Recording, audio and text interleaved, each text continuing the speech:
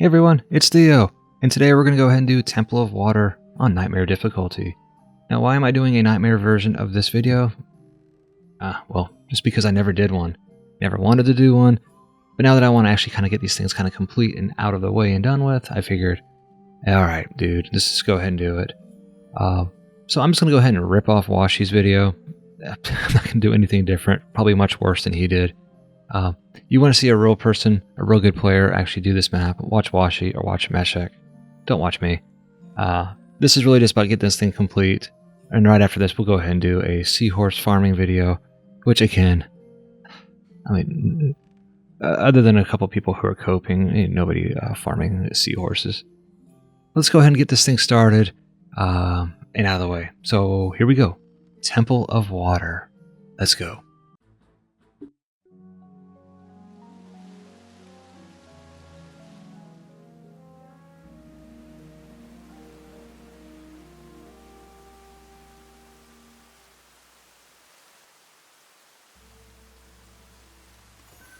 Alright, like I said, this is a Washi build, and this is pretty much the exact same thing that they did.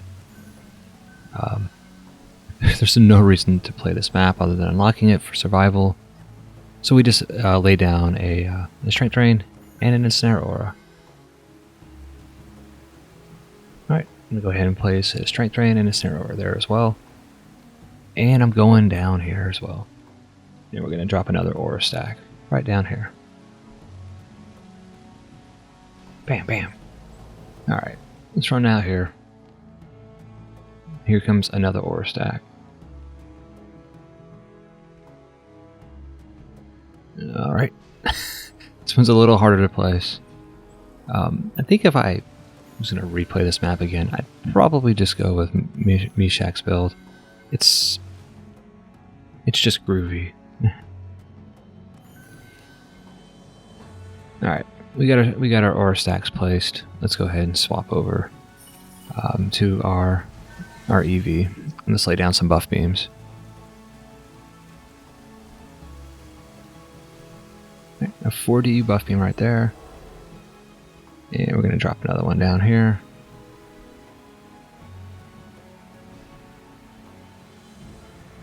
Yeah, perfect.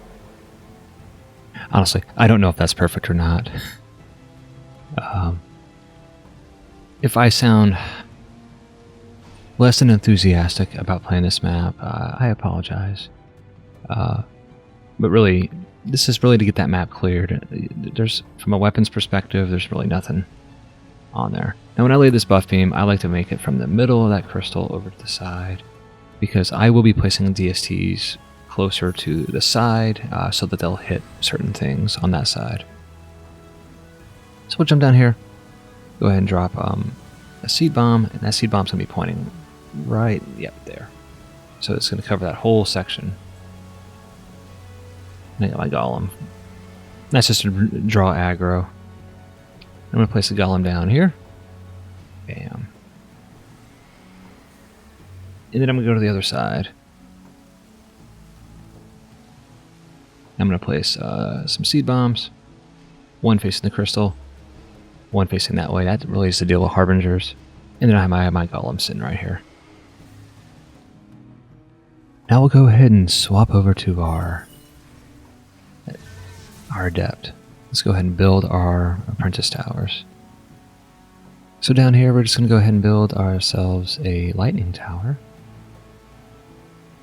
And a DST. That DST is going to point right at the spawn. Yep.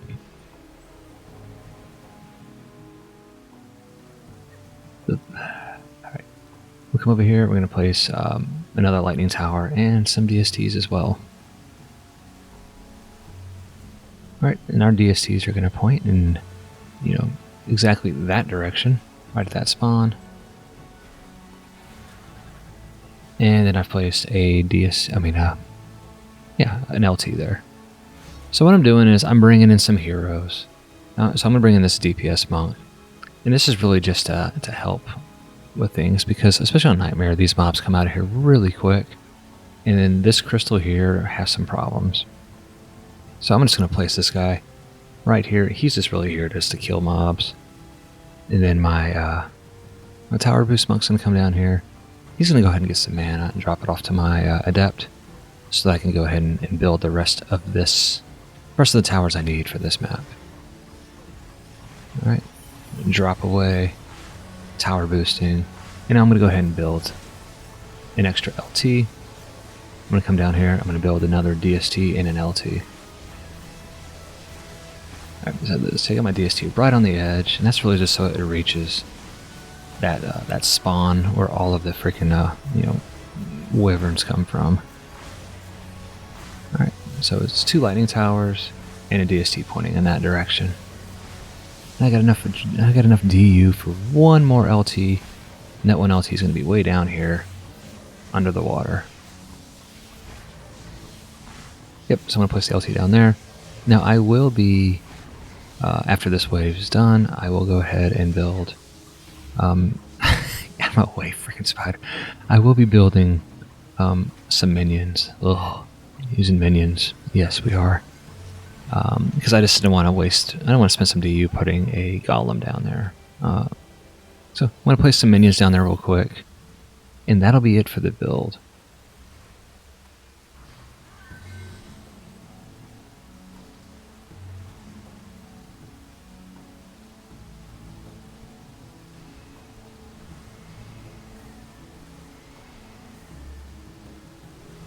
Yep, so we're just going to place, I'm just putting 2 archers, 1 spider, and 1 mage minion down there.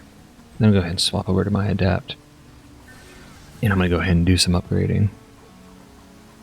Alright, let's see, my tower boost is ready to go. And let's go ahead and get started. So we're just going to run around and we're going to do some upgrading until we get to the end. And there is no boss for this wave, so it's really just, getting set.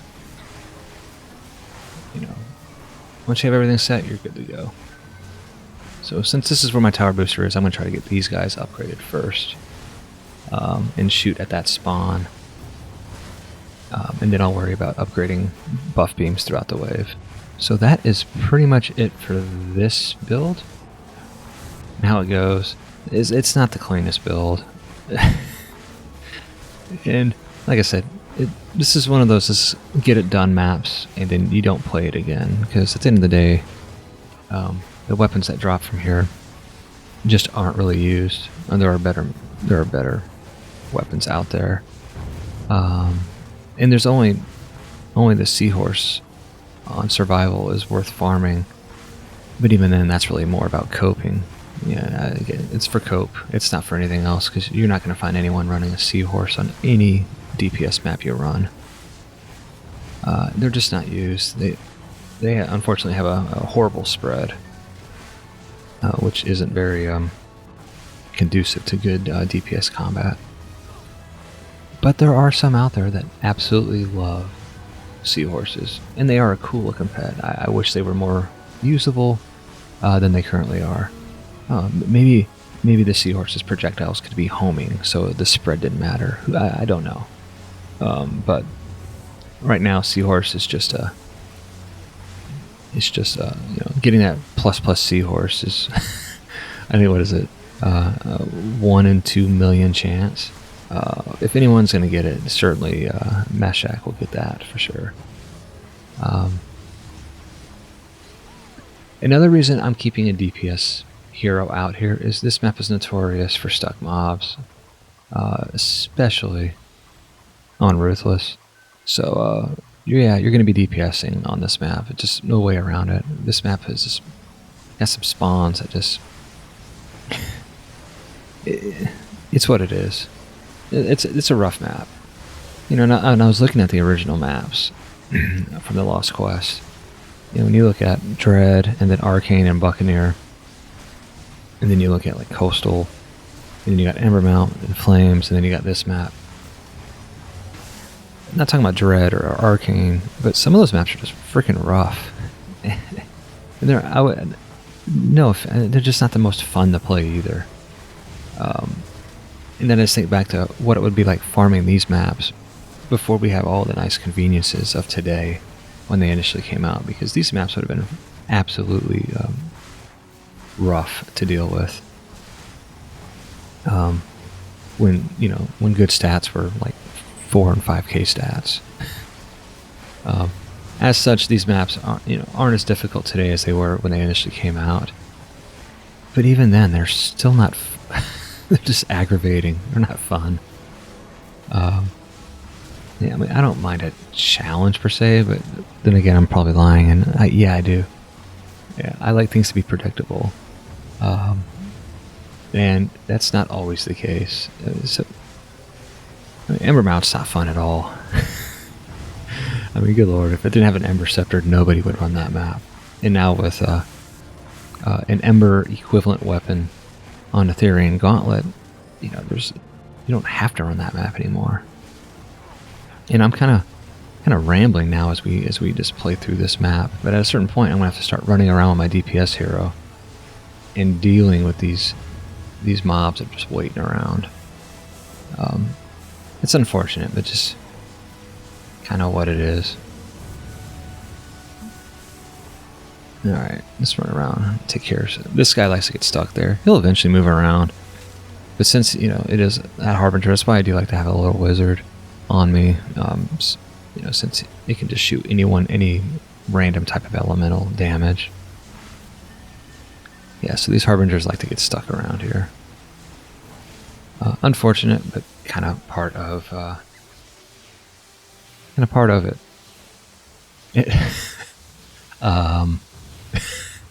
Where is my golem going? What is happening? My golem just ran away in that bottom right square. He just he just left. Apparently he's had enough. Dude. Jeez. What are you doing? Well, while my golem goes sightseeing, I'm just going to be running around with my DPS and trying to speed this up. You don't have to do that. But I'd like to just end the pain sooner than later. What's happening? I mean, oh god. I mean, this map. Yeah, so apparently my golem in the bottom right corner is just gonna run around. He's not gonna hang out on a buff beam. He ain't gonna do nothing. He's just gonna just yeah, you gotta go, man. Yeah. Jeez, what a game. What a game.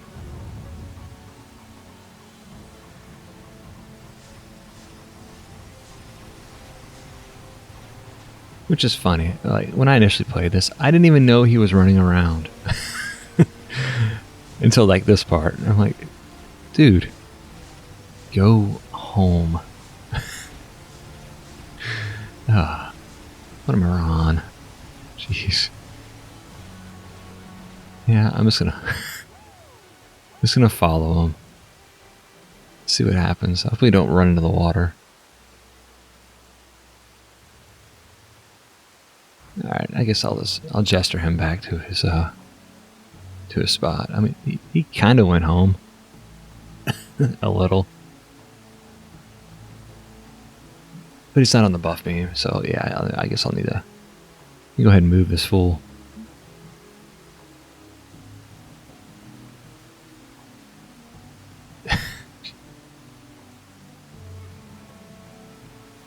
Alright, so I'm just gonna come down here and hang out with him. Keep my eyes on him so he knows he can't just leave.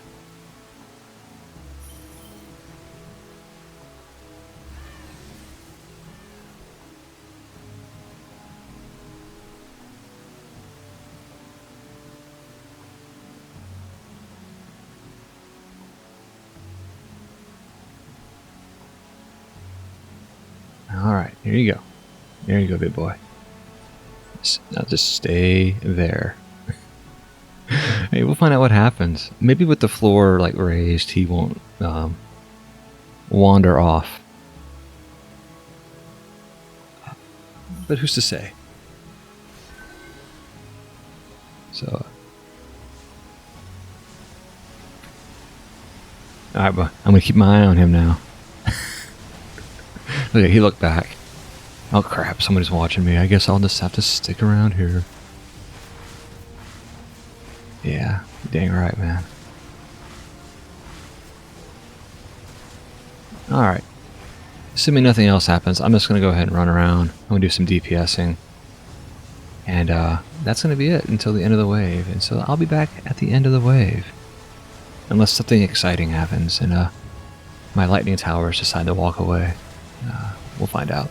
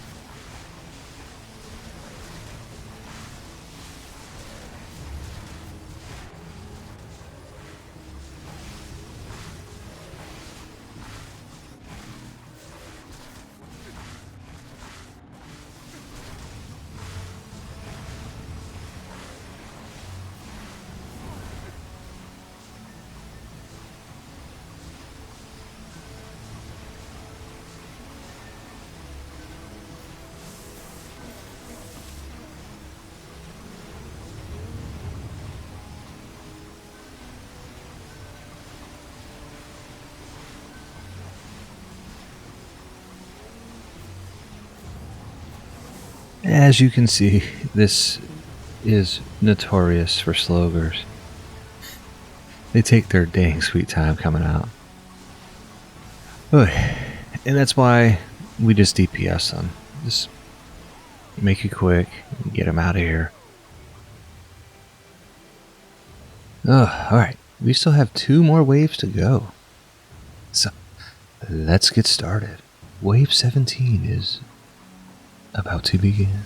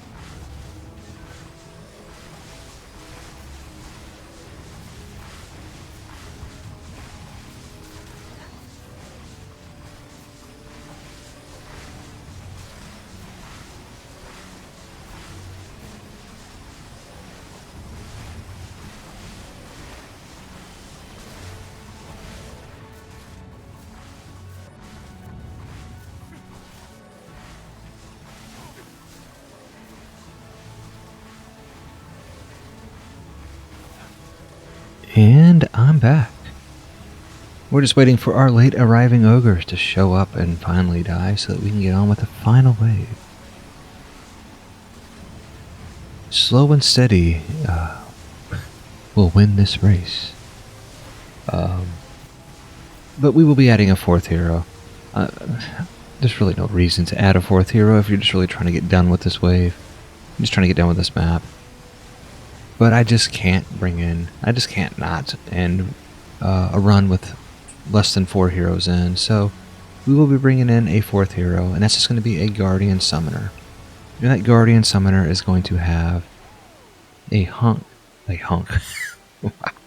Huntress and a Monk Guardian, and they're just going to be propped over there by the tower booster. So there's my Guardian Summoner with a hunk of love. Whatever. There she is. She's got her 2 Guardians, Huntress and a Monk Guardian. We're just going to hang out right here. Maybe it'll make the wave faster. I don't know. Maybe I'll just run around and DPS things, because I'm really ready for this map to be over with. And as painful as this map is, Ruthless is just as bad. And honestly, I can't see anyone wanting to see... Seahorse farming is not much of anything anyway. But with rates being improved for seahorses on Aquanos, that's a much easier build and runtime than Temple of Water is. So, I mean, Aquanos or Aquanos, maybe, you know, if you really want to see to do seahorse farming, that might be a better map to run than Temple of Water, whether you want to do that on Nightmare or Ruthless. It's just a painful map. So, we're getting close to the end. And yet it doesn't feel like we're getting close to the end. So let's just see how this goes. I mean, we got a lot of harbs out there. Maybe I'll run around and do something, or maybe I'll just... Towers, do something, alright? I actually have played this map, trying different things, like only doing a DPS and a tower boost monk with 2 Guardian Summoners out to see if that would make things any faster. And it did make the total run a little bit faster. And by that, like maybe 30 seconds. Which isn't bad considering I had 4 heroes out the entire time as opposed to just the last wave like I did here. But at the end of the day, it didn't matter.